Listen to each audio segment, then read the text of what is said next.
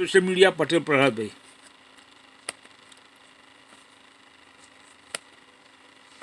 चुनाव में भाजपा पस्त दिखी और अब दूसरे चरण से कुछ घंटे पहले साम दाम दंड भेद सब कुछ अपना लिया जा रहा है। तेजस्वी यादव ने बहुत बड़ी बात कही है कि भाजपा चुनाव को किसी भी तरीके से जीतना चाहती है। तेजस्वी यादव ने कहा कि रातों रात अमित शाह बड़े खेला की तैयारी कर रहे हैं। रातों रात बिहार के होटल में सीसीटीवी बंद करवाकर, लाइटें बंद करवाकर अधिकारियों को सेट करने की कोशिश की जा रही है। अधिकारियों पर प्रेशर बनाया जा रहा है कि किसी भी तरीके से दूसरे चरण का चुनाव प्रभावित किया जाए और वो दूसरे चरण का चुनाव भाजपा के पक्ष में आ जाए। ये बात कांग्रेस भी लगातार कह रही है कि किसी भी हालत में भाजपा दूसरा चरण जीतना चाहती है। दोस्तों, ये सारी जो चीजें हैं ये साफ तौर पर दिखा रही है कि दूसरा चरण आसान नहीं होने वाला है। क्या कुछ होने वाला है, क्योंकि दूसरा चरण होने के ठीक कुछ घंटे पहले हम यहाँ पर खड़े हैं, मेरे साथ भरत जी हैं, विश्लेषण करके आपको बताने वाले हैं कि दूसरे चरण में किसका पलड़ा भारी होगा और क्या कुछ चला पूरे दिन और क्या कुछ होगा। भरत जी, क्या कहेंगे? देखिए प्रज्ञा जी, सबसे बड़ा सवाल तेजस्वी यादव ने आज ये उठा दिया है कि चुनाव आयोग की भूमिका पर बहुत बड़े क्वेश्चन मार्क हैं। दो क्वेश्चन मार्क। पहला क्वेश्चन मार्क ये कि इतना समय बीत चुका है, भारतीय जनता पार्टी ने भी अभी तक ये मांग नहीं की है कि वोट प्रतिशत में कितने पुरुष हैं, कितनी महिला हैं, कितने वोट प्रतिशत हुआ है, इसका आंकड़ा जारी करे चुनाव आयोग। चुनाव आयोग ने अभी तक वोट प्रतिशत का आंकड़ा जारी नहीं किया है। ऑफिशियली ये आंकड़ा आया ही नहीं है और किसी को ये फर्क नहीं पड़ रहा। तेजस्वी यादव सुनिए, देखिए क्या कह रहे हैं। चरण का मतदान कब हुआ? 6 नवंबर को। आज हम बैठ के पीसी कर रहे हैं 10 नवंबर को। 4 दिन बाद भी आंकड़े जो है सार्वजनिक नहीं किए गए हैं कि पुरुष ने कितने मतदान किए और महिलाओं ने कितने मतदान किए। कोई भी ऑफिशियल आंकड़ा नहीं आता। पहले भी मैनुअली, पहले के जमाने में तो उसी दिन उसी समय बता देता था मैनुअली। आजकल तो टेक्नोलॉजी का जमाना है, फिर भी ये आंकड़ा क्यों छुपाया जा रहा है, सबसे बड़ा मेरा प्रश्न है। 4 दिन हो गया। यदि आप समझिए, मान लीजिए 11 को अगर वोटिंग है और 14 को रिजल्ट है, तो आपको 14 तक पता ही नहीं चलेगा कि कितने पुरुष और महिलाओं ने वोटिंग की। तो वोट, ये बहुत बड़ा सवाल उठाया है तेजस्वी यादव ने चुनाव आयोग पर। तो वोट प्रतिशत का जो आंकड़ा है वो अभी तक नहीं आया है। तेजस्वी यादव इस पर सवाल उठा रहे हैं। दूसरा ये प्रज्ञा जी कि बिहार के भीतर बहुत बड़ा सवाल उठाया कांग्रेस ने और तेजस्वी यादव ने भी कि अमित शाह एक होटल में रहते हैं, उन अधिकारियों को बुलाया जा रहा है और उन पर धांधली करने का दबाव बनाया जा रहा है। ये चुनाव आयोग आगे क्या क्या है उसमें बताएंगे, लेकिन पहले होटल में देखिए, जब गृह मंत्री इस होटल में आते हैं तो लिफ्ट के सीसीटीवी के ऊपर कागज चिपका दिया जाता है। तो हमें नहीं समझ में आया कि गृह मंत्री यहाँ किससे मिलने आ रहे हैं, किसका मुंह छिपाया जा रहा है, किससे डर डर के छिप छिप कर मिलना पड़ रहा है। क्या वो अधिकारी हैं? कौन है? इसका जवाब हम उम्मीद करते हैं गृह मंत्री देंगे। चलिए, आप ट्रैफिक रोक देते हो, लिफ्ट रोक देते हो, रास्ते बंद कर देते हो, सब मंजूर है। सीसीटीवी कैमरा के ऊपर कागज क्यों होटल वालों को मजबूर करके लगाया जाता है, ये हम जानना चाहते हैं। किससे मिल रहे हैं गृह मंत्री? इस देश के गृह मंत्री ये छिप छिप कर मीटिंग्स क्यों कर रहे हैं? अधिकारी अब आपसे नहीं डरते, गृह मंत्री जी को ये समझ लेना चाहिए। तो अधिकारी अगर आपसे मिल भी रहे हैं, हमारी जानकारी में रहता है, वो अधिकारी हमें भी बता देते हैं कि साहब गृह मंत्री ने बुलाया, धमकाया, हड़काया, जो भी किया हमें बता देते हैं। सीसीटीवी के ऊपर जो कि सुरक्षा के साथ इस होटल। देखिए, एक बात तो साफ है भरत जी कि किसी भी राज्य में जब चुनाव होते हैं और क्या कुछ होने जा रहा है, अधिकारियों को पहले सुगबुगाहट हो जाती है। आप जो पवन खेड़ा ये कह रहे हैं, इसके क्या मायने? देखिए प्रज्ञा जी, अमित शाह गृह मंत्री हैं, इस देश के गृह मंत्री हैं और आज ही दिल्ली में ब्लास्ट हुआ है। अमित शाह का काम चुनाव को मैनेज करने का दिल्ली में नहीं है, बिहार में नहीं है। वो गृह मंत्री हैं, देश की सुरक्षा देखना उनका काम है। लेकिन ये सब कुछ छोड़ करके अमित शाह बिहार में हैं और बिहार में अधिकारियों को धांधली करने का दबाव बना रहे हैं। कांग्रेस आरोप लगा रही है और ये कह रहे हैं कि वो अधिकारी हमें भी आकर के बतला रहे हैं कि क्या क्या हमसे कहा जा रहा है, दबाव बनाया जा रहा है। और तेजस्वी यादव का कहना है कि अधिकारियों को ये मालूम चल गया है कि हवा किस तरफ बह रही है और इसीलिए अधिकारी हमें भी आकर ये सब चीजें बताते हैं क्योंकि हमारी सरकार आने वाली है। क्या कुछ कह रहे हैं तेजस्वी, एक बार सुन लेते हैं उनको भी। बैठे लोग घबराए हुए हैं। कल हमने एक वीडियो भी जारी किया था, आप लोगों ने देखा होगा कि भाई केंद्र मंत्री गृह मंत्री को कोई काम नहीं है। पटना में लगातार कई दिनों से डेरा बनाए हुए कई बड़े बड़े अधिकारियों को बुलाया गया, निर्देश दिए गए, अपने रेंज का देखना है उनको। वही सेम आरोप यहाँ पर लगाते हुए तेजस्वी दिखाई दे रहे हैं। और अभी और प्रज्ञा जी मैं बतलाता हूँ, उसके बाद आगे बात करेंगे। यहाँ पर कांग्रेस की तरफ से क्या कहा जा रहा है, एक बार और सुनिए। पवन खेड़ा की साजिशें बहुत हो रही हैं। एक बिहार में एक चोर घूम रहा है, बिहार उस चोर को खदेड़ने के लिए तैयार है। चोरी की साजिशें बहुत हो रही हैं। बिहार में एक चोर घूम रहा है, बिहार उस चोर को खदेड़ने के लिए तैयार है। बिहार उस चोरी को बर्दाश्त नहीं करेगा। हम सुन रहे हैं, देख रहे हैं कि कूड़े में वीवीपैट की पर्चियां मिल रही हैं, स्ट्रांग रूम्स की बिजली बंद कर दी जा रही है। ये सब हम सब देख रहे हैं, बिहार भी देख रहा है। लेकिन इतनी भारी संख्या में बिहार के लोग निकल कर आ रहे हैं कि इन तमाम साजिशों को नाकामयाब करेंगे, इसमें किसी को कोई शक नहीं होना चाहिए। दिन भर जानकारियां आ रही थी, अफसर भी जानकारियां दे रहे हैं। कम से कम एक उप मुख्यमंत्री ने अपना सामान पैक करना शुरू कर दिया। उसको मालूम है कि अब घर खाली करना है। और कई मंत्रियों ने इसी तरह से सामान भी पैक करना शुरू कर दिया, फाइलें भी फाड़नी शुरू कर दी। श्रेडर होता है ना, जिसमें कागज डालो तो छोटे छोटे टुकड़े हो जाते हैं। श्रेडर में आज सुबह से काफी कागज डाले जा रहे हैं। हैरान मत होइएगा अगर किसी सरकारी दफ्तर में आग लग जाए।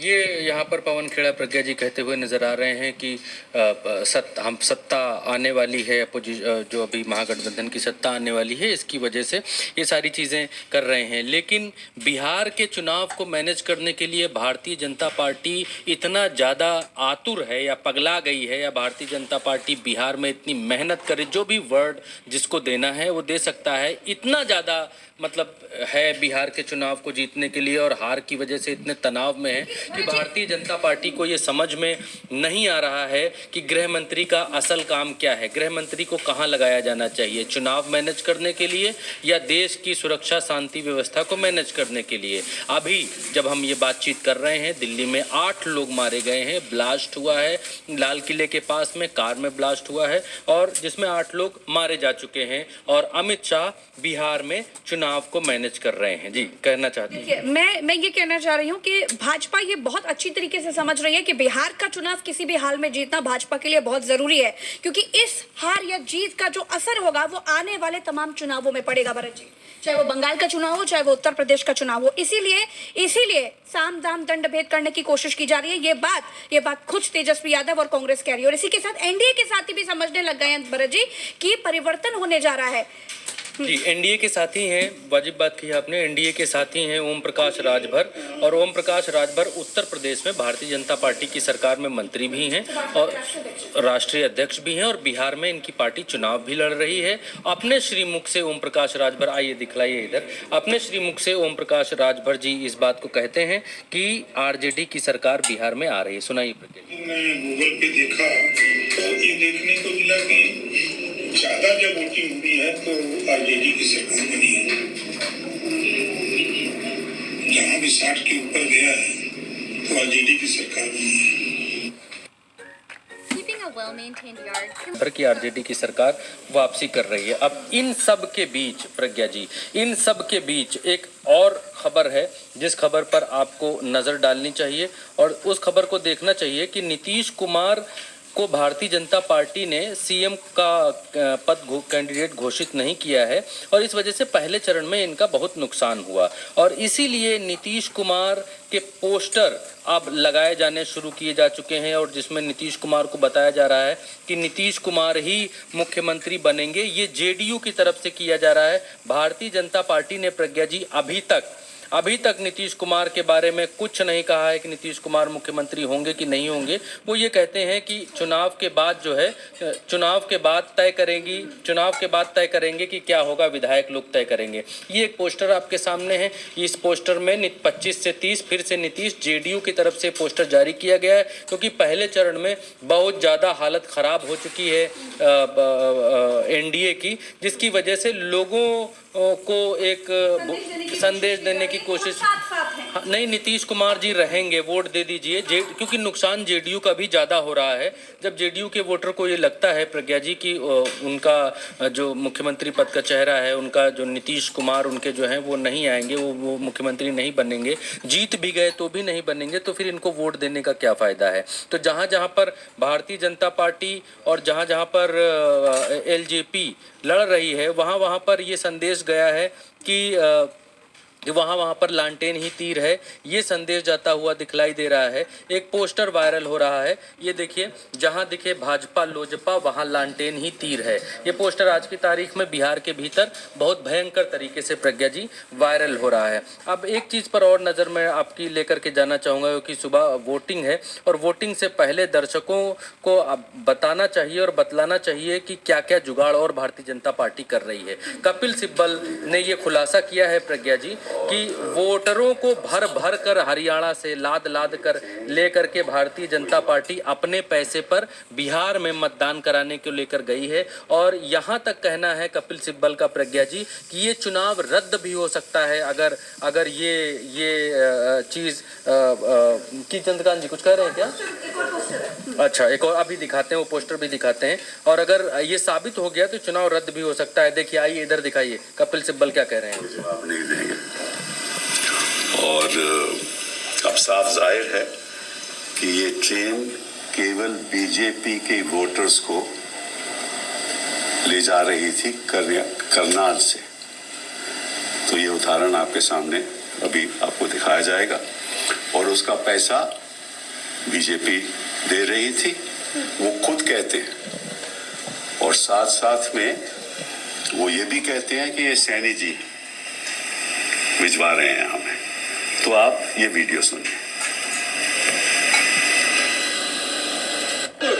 ये देखिए भाई, भाजपा पार्टी जो है ट्रेन भर के जो है बिहारियों की वो बिहार भेजा जा रहा है। ये देखिए, ठीक है, ये पूरा वीडियो नहीं है क्योंकि जो रेलेवेंट वीडियो वो ज्यादा है, तो इसलिए आपको केवल रेलेवेंट दिखाया, क्योंकि उस टाइम वेस्ट होगा। तो आपको जो पूरा है वो भी भेज दिया जाएगा, वो दिक्कत नहीं है। यहाँ पर देखिए कपिल सिब्बल ये बिल्कुल सैनी जी भेज रहे हैं, कपिल सिब्बल ये बात कह रहे हैं। हाँ, ये रहे ना नरेंद्र मोदी और सैनी। आज की मुलाकात है प्रज्ञा जी, ये आज की मुलाकात है। तो बिहार के चुनाव को जीतने के लिए हरियाणा से लेकर दिल्ली से लेकर हर राज्य से भारतीय जनता पार्टी एड़ी चोटी का जोर लगाए हुए, साम दाम दंड भेद, होटलों में अधिकारियों को बुलाना, ये सब आरोप लग रहे हैं। ये सब आरोप यूं ही नहीं है प्रज्ञा जी, भारतीय जनता पार्टी बौखलाई हुई है।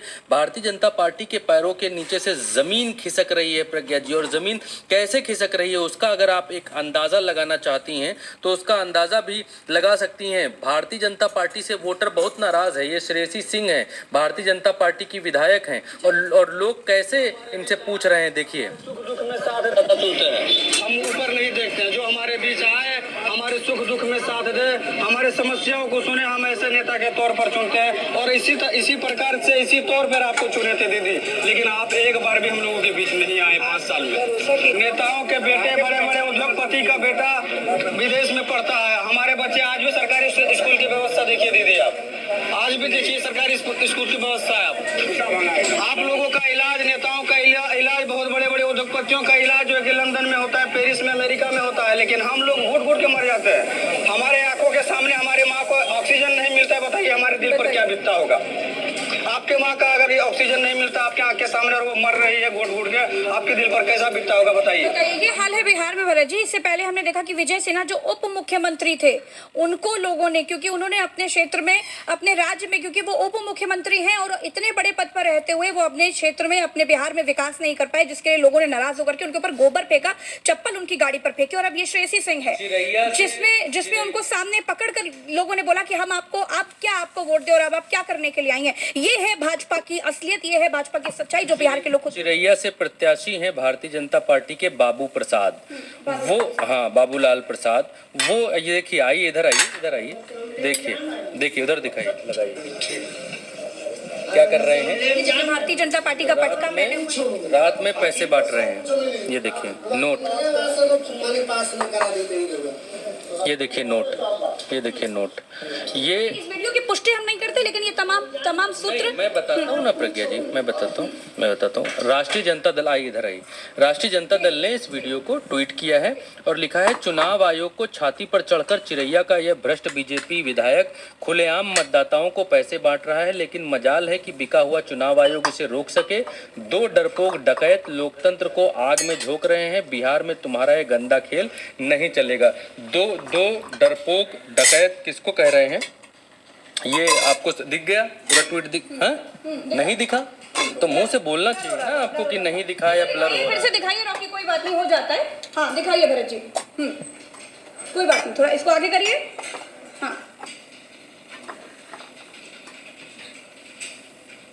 हाँ तो ये वो ट्वीट है जिसमें आरजेडी ने बहुत साफ तौर पर ट्वीट किया है और लिखा है आरजेडी ने कि चुनाव आयोग को छाती पर चढ़कर चिरैया का ये भ्रष्ट बीजेपी विधायक खुलेआम मतदाताओं को पैसा बांट रहा है, लेकिन मजाल है कि बिका हुआ चुनाव आयोग इसे रोक पाए। ये वो वीडियो भर जी, एक बार ये वीडियो आप फिर से दिखाइए ताकि लोग समझ जाएं कि आखिर खेल क्या हो रहा है, बिहार में होने क्या जा रहा है और बिहार में किस तरीके से चुनाव को प्रभावित। यहाँ तो महिला के नोट अभी वो वीडियो आई, अब आएगी।